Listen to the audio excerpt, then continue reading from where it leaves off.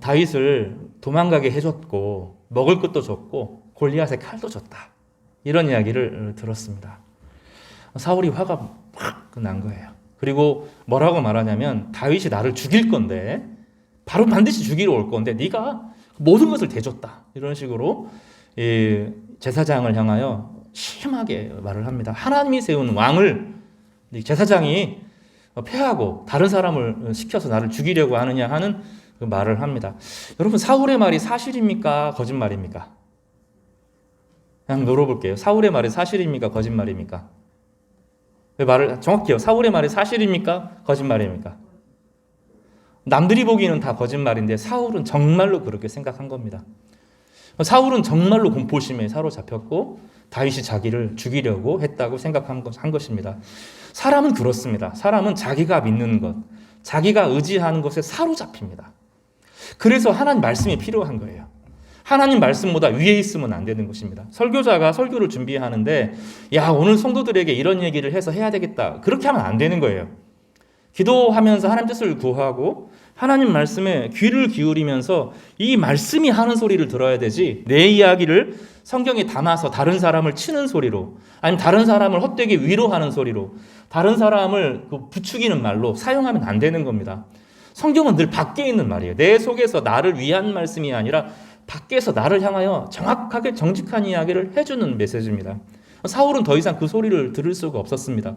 그러니 이제 자기의 마음속에 사로잡혀 있는 그 말소리가 자기 속에 들어오기 시작합니다. 그리고 다윗이 자기를 정말로 죽일 것이라고 생각합니다. 여기서 둘이 딱 충돌합니다. 아히멜렉과 사울이 딱 충돌을 하는데, 아히멜렉은 다윗이야말로 당신에게 정말로 충성스러운 사람이고 당신을 책임질 사람이라고 말하는데, 사울은 그 사람은 나를 죽일 것이라고 생각합니다. 사울의 근본적인 문제가 무엇이냐면 왕이 도대체 무엇을 하는 사람인지를 잃어버린 겁니다. 왕은 왕권을 유지하기 위해서 자신의 권위를 지키기 위해서 살아가는 사람이 아니고 백성들을 보호하고 지키는 것이고, 하나님을 대신해서 하나님이 주시는 힘과 권력을 가지고 백성들을 보호하는 역할을 해야 된다는 것이 왕의 역할입니다. 그런데 이것이 무너지고 변질되고 말았습니다. 그러니 이제 모든 삶을 자기 혼자 지켜야 되는 것이고 혼자 책임져야 된다고 생각을 하는 것입니다. 그러니 삶이 버겁고 무섭고 자기를 반대하는 사람을 죽이지 않으면 자기 인생이 세워질 수 없을 것이라고 하는 공포에 사로잡히게 되는 것입니다. 사울만 그럴까요? 우리의 인생이 그렇습니다. 여러분, 하나님의 백성들이 여기 존재하는 이유는 먹고 살라고 하는 것이 아닙니다. 인생이 먹고 사는 문제는 정말 어렵고 힘든 문제고 버겁고 지치는 문제, 매일매일 노력하지 않으면 어느 순간 삶의 기반이 무너지는 것도 사실입니다. 그래서 우리는 그것 자체를 위해서 인생을 살아가기 마련입니다. 그 안에는 사실 깊은 불신이 존재합니다. 나는 하나님께서 이 땅에 보내셨다. 주께서 나를 십자가에서 죽이신 예수 그리스도의 사랑을 통해서 용서하셨다. 내 안에 주의 성령을 보내셔서 나는 거룩한 왕이고 제사장으로 하나님을 대신해서 하나님이 원하시는 방식으로 하나님의 능력을 따라서 세상을 살리는 사람으로 존재한다. 이 믿음이 시간이 지나면서 점점 사그러지고 맙니다. 그래서 어느 순간 내가 내 모든 인생을 책임져야 되고 내가 모든 인생을 떠안아야 되고, 그러니 나를 괴롭히는 사람들, 나에게 반대되는 사람들이 그렇게 밉고 괴롭고 힘든 거예요. 하나님 그런 게 아니라는 겁니다. 처음부터 사울이 나라를 다스리도록 하는 모든 것은 하나님이 지혜를 주시고 하나님이 능력을 주시고 하나님의 사람들을 보내셔서 하시겠다고 한 거예요. 그래서 사울에게는 사무엘이라는 왕이 선지자가 있었고 다윗과 같이 충성스러운 부하가 있었고 요나단과 같이 멋진 믿음의 아들이 있었어요. 그래서 사울은 그거를 보고도 깨닫지를 못하는 것입니다. 하나님께서 나를 이 땅에 보내셨다. 하나님께서 나와 함께 하신다. 하나님이 자신의 인생을 나를 통해서 자신의 삶을 펼치게 하신다. 나는 하나님의 거룩한 왕이다, 제사장이다. 이걸 믿지 못하니 그는 흔들리고 두려워하고 불안에 빠지게 되는 것입니다. 성도 여러분, 그것을 우리는 불신앙이라고 부르는 것입니다. 여러분의 삶은 하나님께서 책임지시기로 부르신 거예요.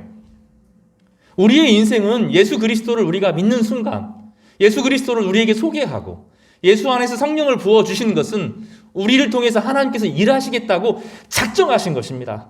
우리는 누구하고도 바꿀 수 없는 예수 그리스도와 맞바꿔진 사람들이에요. 십자가를 통해서 맞바꿔진 사람들입니다. 그래서 하나님께서는 우리를 자신의 아들로 대하십니다. 이거를 못 믿는 거예요. 여전히 아들이 아닌 거예요. 나는 삶의 문제를 돌아보면 여전히 광야에 홀로 서 있고 그 누구도 나를 도와줄 수 없는 불안함 속에 살아가는 것입니다. 거짓말입니다. 그것이 사울이 속았던 그 거짓말, 내 인생은 나 혼자 책임져야 되고 누군가가 나를 죽이려고 하는 공포에 사로잡힌 것처럼 내 인생을 지지하고 격려하고 내 인생을 가장 아름답게 하시고 나를 사용하실, 나를 통하여 일하실 하나님을 믿지 못하는 것, 그것이야말로 불신앙인 것입니다. 그 불신앙의 결과가 어떻게 됩니까? 자기를 방해하는 이 제사장들을 죽여야겠다, 그런 생각을 하고 사람들에게 명해서 죽여라 명을 합니다. 사람들이 상식이 있었습니다. 그 당시 때 사람들은 하늘을 두려워했습니다. 하나님을 두려워했습니다. 그래서 어떻게 제사장을 죽여? 이렇게 벌벌 떨고 있는데 한 사람이 등장을 합니다. 에돔 사람 도액이라는 사람이죠. 그래서 18절에 보면 제사장들을 쳐 죽입니다. 이스라엘 사람들은 감히 손대지 못하는데 하나님을 경외함이 사라진 에돔 족속이 이 제사장들과 그 가족들을 죽이는데 자그마치 85명을 잔인하게 살해하고 맙니다. 사울은 여전히 자기가 잘했다고 생각하고 다윗은 자기를 죽이려고 생각한다고 생각합니다. 그래서 이 공포심 속에서 다른 사람을 죽여서 자기의 생명을 건지는 그런 방식으로 생명을 유지하게 됩니다. 참 불행하죠. 성도 여러분, 두려움이 모든 것을 망치는 것입니다. 성경은 우리에게 계속 두려워하지 말라고, 코로나가 있어도, 때로는 질병이 와도, 때로는 경제적인 어려움이 있어도, 여러 가지 문제들이 우리 주변에 있어도 그것에 빠지지 말라고 이야기합니다. 예배는 그걸 고백하는 겁니다.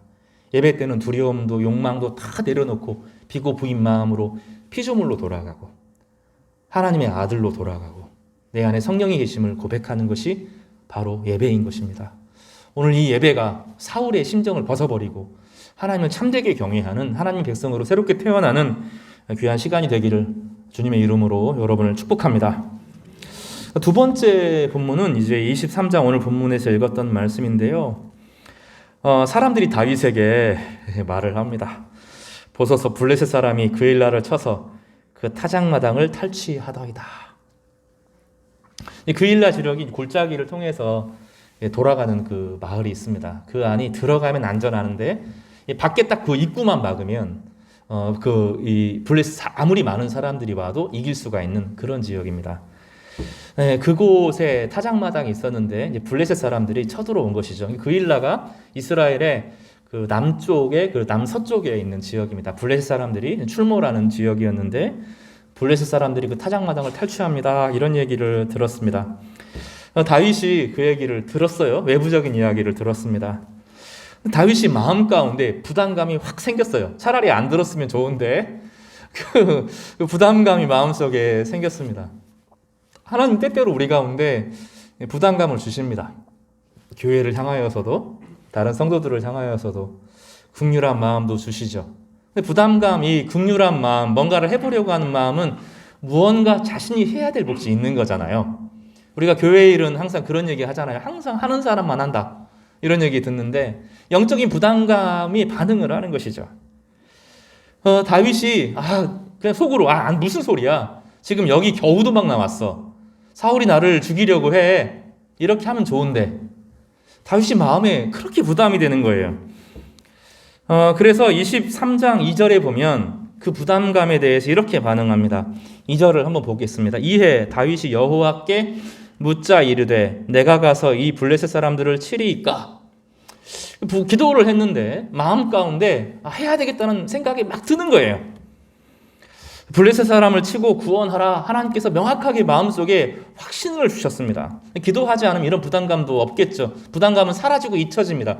하나님이 어떤 선한 마음들을 우리 가운데 주시거든요. 누군가를 위해서 몸으로, 누군가를 위해서 마음으로, 누군가를 위해서 물질로, 누군가를 위해서 봉사로 뭔가를 좀 해볼 수 있는 마음이 생기는데 우리 보통은 없어져요. 그 마음이 사그러집니다. 시간이 지나면 내가 뭘 어떻게 할 수 있어, 이런 마음 가운데 그 마음들이 사라져버리고 맙니다. 다윗은 그 문제를 가지고 기도했어요. 여러분, 어떤 마음, 선한 마음들이 생길 때 그냥 하지 마시고 기도하시기 바랍니다. 그럴 때 하나님께서 무조건 하라고 하시는 게 아니에요. 아직은 때가 아니다 하고 마음 가운데 평안을 사라지게 하시기도 합니다. 어떤 경우는 근데 계속 그 열망이 기도하면 할수록 더 뜨거워지고 더 간절해지는 것들이 있습니다. 하나님께서 명확하게 그 일날을 구원하라고 하셨습니다. 근데 3절에 볼까요? 다윗의 사람들이 그에게 이르되 우리가 유다에 있기도 두렵거든 하물며 그 일날에 가서 블레셋 사람들의 군대를 치는 일이까 한지라. 사람들이 뭐라고 말합니까? 우리 다윗이 이야기를 한 거죠. 저 그 일날에 가서 저 그 사람들을 구원하고 하나님의 도움을 그들에게 보여주자. 이렇게 이야기를 한 거예요. 사람들이 절대 안 된다고. 다윗은 한 사람인데 여러 사람이 절대 안 된다고 막 이야기를 합니다. 그럴 때 다윗이 민주주의니까 모든 사람들을 책임지는 사람이니까 내가 그 사람 말을 들어야지 이렇게 하면 좋은데 다윗이 또 순진해요.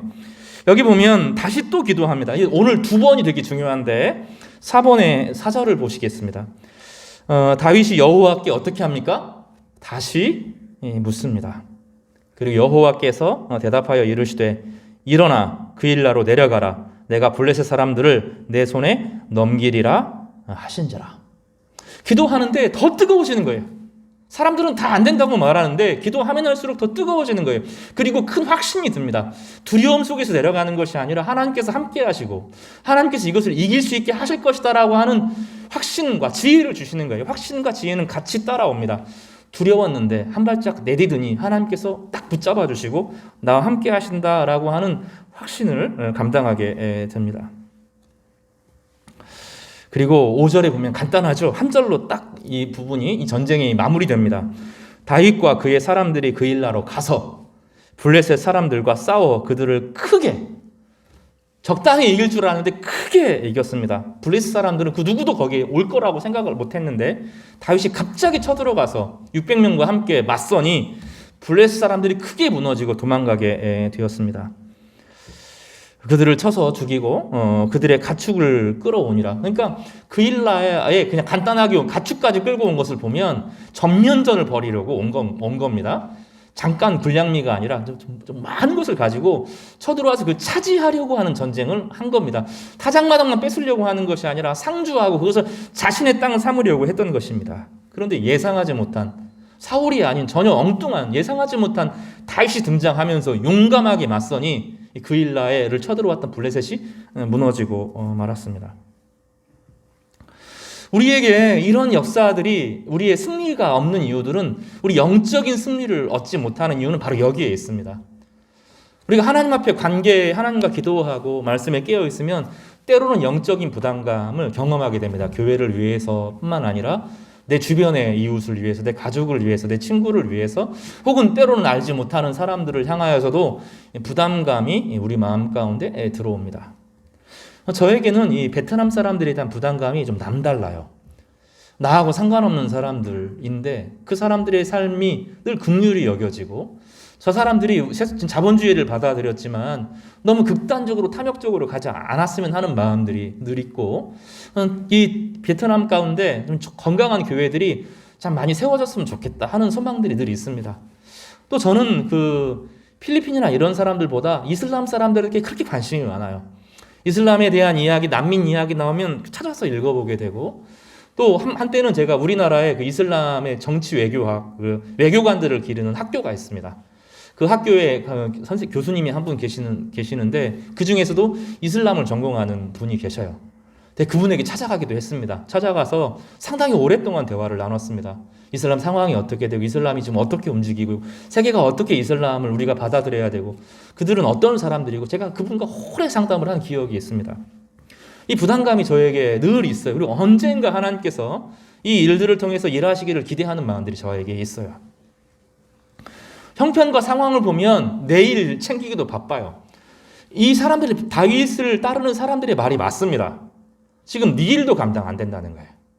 사울이 너를 쫓아오고 너 600명 먹여 살려야 되는데 또 안 된다는 거예요. 너 지금 그럴 정신이 어딨냐고. 우리는 늘 그런 이야기를 우리 아이들에게 그런 얘기를 하죠. 신앙생활할 여유가 어딨냐고. 그러면 신앙 공부해야 되고. 우리는 그렇게 이야기하잖아요. 지금 더 중요한 네 인생에 더 중요한 게 많고 지금 준비해야 일을 할 수 있다고 말을 합니다. 늘 현재를 놓치고 살아가죠. 언젠가는 하나님께서 나를 사용하여 주실 것이다. 이 기대와 더불어서 이건 되게 중요한 기대거든요. 하나님 주신 비전과 소망입니다. 지금 나에게 영적인 부담감을 주시는 것들이 있는 거죠. 다윗은 현실적으로는 어리석은 지도자입니다. 600명을 지켜야 되고 그들을 잘 보호하고 잘 건사하고 그들을 통해서 뭔가 일을 이루어야 되는 사람들이죠. 그리고 사울의 동태를 살피면서 사울이 언제 쳐들어올까를 늘 살펴서 빨리 도망갈 준비를 해야 되는 것이 다윗의 현실적인 모습입니다. 근데 하나님은 좀 다르게 이야기하셔요. 하나님은 지금 네가 그 일날을 건져야 되고 구원해야 되고 지금 네가 해야 될 많은 일보다 그 사람들이 형편이 더 급하다는 거예요. 우리가 그런 문제에 빠집니다. 잘못되면 항상 내 문제가 세상에서 제일 중요해요. 그렇지 않아요? 결국은 자기 문제가 제일 중요하잖아. 남들이 지금 얼마나 힘들게 살아가고 어려운 일 살아가는 것보다 내 문제를 잘 해결하고 나서야 다른 사람들 문제를 돌아보고 싶잖아요. 그래서 항상 밀려요. 하나님의 일들은 항상 밀리고 약한 사람들은 늘 그 자리에 거하는 것입니다. 하나님은 그렇게 하지 말도록 요구하셨습니다. 그리고 다윗은 2번의 기도를 통하여서 이 문제에 도전했고 그 문제에 맞섰습니다. 그리고 결과적으로 영적인 승리를 얻게 됩니다. 사랑하는 성도 여러분, 부담감을 주실 거예요. 그리고 그 부담감은 좋은 겁니다. 그리고 그 문제를 가지고 기도하시기를 바랍니다.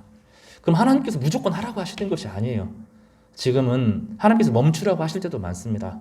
지금은 때가 아니다. 이럴 때가 있어요. 모세 같은 경우는 40년을 기다렸습니다. 때로는 하나님께서 그 때와 시간은 하나님께서 정하신 것입니다. 그러나 이 문제를 가지고 기도는 해야 되는 거예요. 하나님, 제가 이 일을 하는 게 좋겠습니까? 그렇지 않는 게 좋겠습니까? 깊은 기도 가운데서 하나님께서 우리의 마음과 귀를 열어주시는데 그때 그 일들을 도전하고 움직일 때 하나님은 예상하지 못한 승리를 여러분에게 주실 것입니다. 이 가을에 이런 승리를 얻으시는 성도 되시기를 간절히 바랍니다. 문제가 무엇입니까? 다윗이 고민하게 됩니다. 사울이 그 소리를 들었어요. 가만히 있었으면 다윗이 어디 있는지 몰랐을 건데 다윗이 그일라에 가 있다.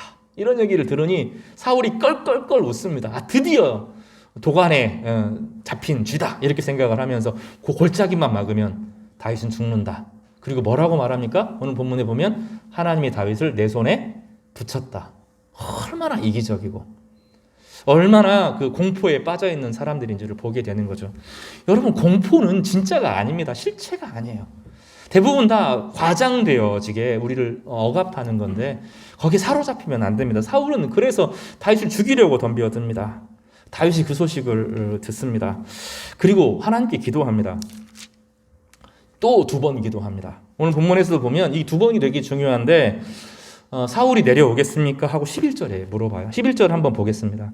그일라 사람들이 나를 그의 손에 넘기겠나이까? 주의 종이 들은 대로 사울이 내려오겠나이까? 이스라엘 하나님 여호와여 원하건대 주의 종에게 일러 주옵소서 하니 여호와께서 이르시되 그가 내려오리라 하신지라. 말씀하여 주세요. 다윗이 믿겨지지가 않는 거예요.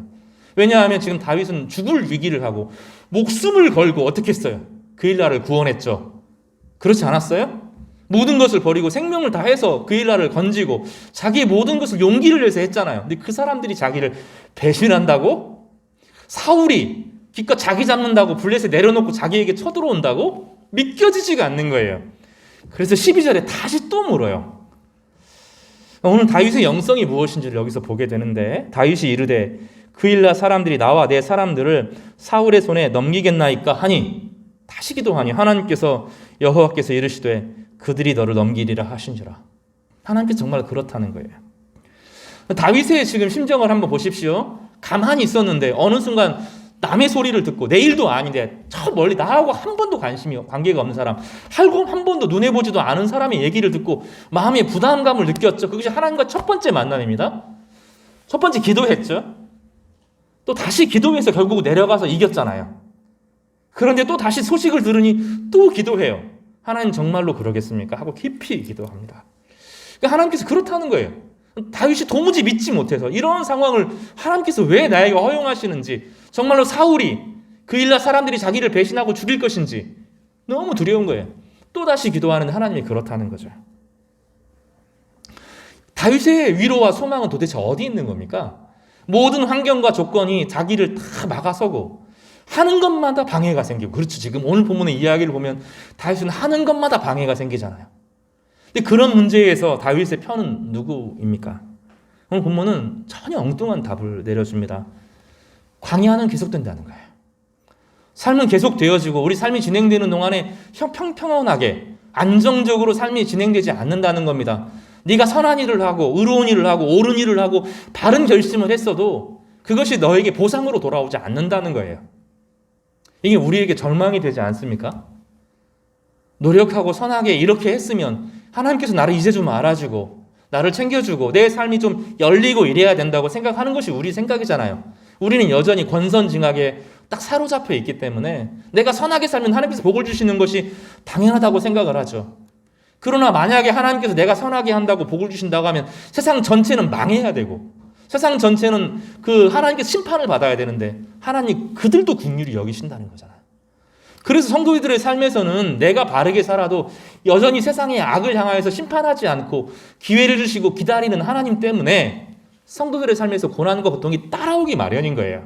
그래서 이것은 당연한 것입니다. 믿음으로 살아서 바로 선한 일들이, 아름다운 일들이 활편이 펼쳐지는 것이 아니라는 거예요. 하나님은 다윗에게 광야로 나가야 된다는 거예요. 그 일나에 거주해서는 안 되고 그 일나에 사람들과 함께 으쌰으쌰 해가지고 너를 인정받고 그 안에서 왕국을 세우면 안 되고 다윗은 도망 다녀야 된다는 거예요. 다시 광야로 나아가서 쫓기는 삶을 살아야 된다는 거예요. 얼마나 가혹한 말입니까? 하나님께서 다윗에게 말씀하시는 메시지의 핵심은 광야로 쫓겨가면서 하나님 백성을 건지고 구하라는 거예요. 하나님 백성은 광야를 무서워하면 안 됩니다. 하나님의 사람들은 그것을 무서워하는 사람들이 아니에요. 정말로 하나님의 사람들이 두려워해야 될 것은 지금 내 삶에서 기도가 사라지는 것입니다. 하나님께서 나에게 선한 응답들과 영적인 부담감을 주시는데 그것을 늘 외면하고 안 듣습니다. 어느 순간 전혀 들리지 않습니다. 교회가 어떻게 되든 세상이 어떻게 되든 내 문제에만 빠져 있는 것. 그래서 기도가 항상 자기 중심적으로만 빠져 들어가는 것. 내가 기도한다고 생각하려니 결국 자기 암시에 빠져 들어가는 것입니다. 기도가 아닙니다. 그거는. 기도는 하나님이 주시는 영적인 부담감 앞에서 정말로 이것을 감당해야 됩니까? 하지 않아야 됩니까? 물어보면서 하나님 뜻이 나타나야 되는데 그렇지 않으면 사울의 기도처럼 되는 것입니다. 사울이 어떻게 합니까? 그 일나에 간 다윗을 보면서 하나님이 자신의 손에 다윗을 주셨다 이렇게 생각하잖아요. 그렇게 되는 거예요. 우리의 진정한 위기는 다윗은 사울은 다 가지고 있잖아요. 왕국도 있고 다윗은 쫓겨났고 힘이 있고 권력이 있고 위기가 없잖아요. 진짜 사울은 사실 위기에 있는 것이고 다윗은 계속 삶의 위기가 되지만 그는 생명을 쥐고 있는 사람들이잖아요. 속으면 안 되는 것입니다.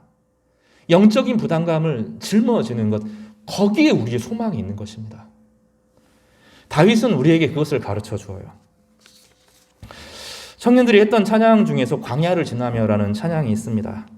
왜 나를 깊은 어둠 속에 홀로 두시는지, 어두운 밤은 왜 그리 길었는지, 나를 고독하게 나를 낮아지게 세상 어디도 기댈 것이 없게 하셨네. 광야에 서 있네. 신앙생활은 그런 겁니다. 신앙생활은 그런 겁니다. 지금 내가 너무 안정적인 거예요. 내가 삶에서 누리는 것이 너무 당연하게 여깁니다. 그것 하나가 떨어져 나가는 것을 목숨처럼 힘들어하는 것이 우리의 본질입니다. 하나님은 그런 것을 원하지 않습니다. 하나님은 우리가 광야에 있어야 된다고 말합니다. 때로는 쫓겨가는 심정에, 때로는 불안한 심정 가운데 살아가지만 여전히 하나님의 왕으로 세움받았음을 인정하고 하나님의 왕의 권리를 가지고 하나님의 왕의 지위를 지키면서 필요한 사람들에게 도움을 허락하고 하나님을 대신해서 그들을 섬기는 삶을 살라고 요구하시는 것입니다. 그래서 어느 순간 내 신앙생활 가운데 기도하지 않아도 일들이 잘 진행될 때 우리는 두려워해야 돼. 소스라치게 두려워해야 됩니다. 제가 말하잖아요. 그러면 우리는 금식으로 나가야 되는 거예요. 딱 그때 금식을 선언하는 것입니다. 배부르고 잠 잘 자는데 모든 것이 평안한데 하나님을 향하여 의지하고 기도하고 자신의 영혼을 살피고 저는 못 봤어요. 그렇지 않습니다. 사람은 누구나 삶이 평안해지고 안정적이 되면 더 이상 두려움 속에 그 안에 그냥 깊이 자기 안으로 깊이 들어가게 되는 것입니다. 성경은 우리를 광야로 몰아냅니다. 그 과정을 통해서 하나님께서 원하시는 것은 우리 한 사람 한 사람을 하나님의 왕으로 세우시는 거예요. 여기 사울과 다윗의 태도가 딱 나눠지는 거예요. 사울은 자신의 왕국이 있음에도 불구하고 자신의 백성들이 고난당함에도 외면했어요. 그렇죠. 그리고 뭐 합니까? 다윗을 잡으려고 혈안이 되어 있습니다. 다윗은 쫓겨났음에도 하나님의 백성들을 보호하고 지키는 사람이 살죠. 지키죠. 누가 왕이냐고 물어보는 거예요. 성경은. 사무엘상 23장, 22장과 23장의 질문은 누가 하나님의 왕이냐? 누가 하나님이 세우신 사람이냐? 누가 하나님이 함께 그와 일하시겠냐? 이걸 물어보는 겁니다. 지금 평안하다고, 지금 모든 것이 된다고 해서 영적인 부담감을 다 내려놓고 자신 안으로 들어가는 건 왕이 아닌 거예요. 하나님께서 세우신 사람들이 아닌 거예요. 창세기 1장에서 2장에서 하나님께서 당신의 백성들을 세운 목적, 하나님께서 인간을 창조하신 목적에 대해서 뭐라고 말하냐면 자기를 대신해서 세상을 다스리도록 세운 거예요. 우리는 이 땅에서 두려워하도록 사는 것이 아니라 세상 가운데 하나님을 대신해서 하나님의 나라를 일구는 왕으로 세움받은 거예요. 영적인 부담감을 외면하면, 그리고 자신의 문제에 깊이 빠져있고 자기 중심적으로만 생활하면 그건 왕이 아닌 것입니다. 하나님은 우리를 예수 그리스도 안에서 왕이 되게 하셨는데 나는 왕으로 살고 싶지 않다고 선언하는 것입니다. 광야에 서게 되면 그때 하나님을 경험합니다. 주님만 내 도움이 되시고 주님만 내 빛이 되시는, 주님만 내 친구 되시는 광야, 주님 손 놓고는 단 하루도 살 수 없는 곳 광야에 서 있다. 이렇게 다윗이 고백하는데, 다윗의 고백이죠. 그것이 우리의 신앙 고백이 되는 거예요. 간절해지고 진지해지고 하나님을 의지하지 않으면 안 되는 한순간 한순간, 왜 하나님은 나와 함께 하시지 않습니까? 사실 그렇게 말하면서 하나님을 찾는 그 순간, 나중에 돌아보면 그 순간이 하나님 가장 가까운 시간이었음을 알게 돼요. 광야는 우리에게 너무 중요합니다. 그래서 우리 삶이 게을러지고 무디어지고 세상을 향하여서 죽음의 잔을 마시고 있을 때, 그리고 그것을 생명으로 착각하고 있을 때 하나님은 우리에게 광야의 길을 허락하시고 외롭게 하십니다. 그리스도인들 외로운 걸 두려워하는 사람이 아니죠. 외로움 가운데 하나님을 만나고 하나님을 찾고 하나님을 의지하고 그 가운데 하나님을 배우게 되는 것입니다. 그래서 때로 하나님께서 우리를 광야로 내보내실 때 이것은 나에게 올 것이 왔구나, 하나님께서 나에게 광야를 시작하게 올 것이 왔구나 하고 하나님을 딱 의지하는 것입니다. 그러면 하나님은 그 길을 인도하십니다. 그리고 그 고백이 터져 나오죠. 일용할 양식을 주옵시고. 지금 우리에게 그런 고백이 필요 없잖아요. 내일도 모레도 통장 잔고에 그걸로 일용할 양식이 공급되죠. 하나님은 그 비참한 심정 가운데서 매일매일 하나님께서 우리의 삶에 공급하시는 것을 누리게 하시는 거예요. 그리고 비로소 정말로 하나님이 살아계시고 내 인생에 빛을 주시는구나 하는 것을 깨닫게 되는데, 그 실마리아와 같은 믿음을 딱 붙잡으면 나중에 보면 생명을 붙잡고 있고 온 우주를 붙잡고 있고 온 미래를 내가 붙잡고 있다는 것을 그때 깨닫게 되는 것입니다. 사울은 썩은 동아줄 잡고 있는 거예요. 권력과 힘과 사람들을 자기의 수하에 두고 모든 것을 마음껏 할 수 있다고 말했지만 결국은 썩은 동아줄을 붙잡고 죽는 거예요. 다윗은 아무것도 없는 것처럼 보이지만 어려울 때마다 결정적으로 하나님 앞에 기도하고 무릎 꿇고 하나님께 묻고 찾으면서 하나님의 응답을 구하는데 마음속에 세미하게 임하는 그 하나, 그 하나가 다윗의 인생 전체를 복되게 하고 복되게 하고 복되게 하면서 진정한 왕으로, 하나님 나라의 왕으로 세우시는 은혜를 경험하게 되었습니다. 성도 여러분, 말씀 정리하겠습니다.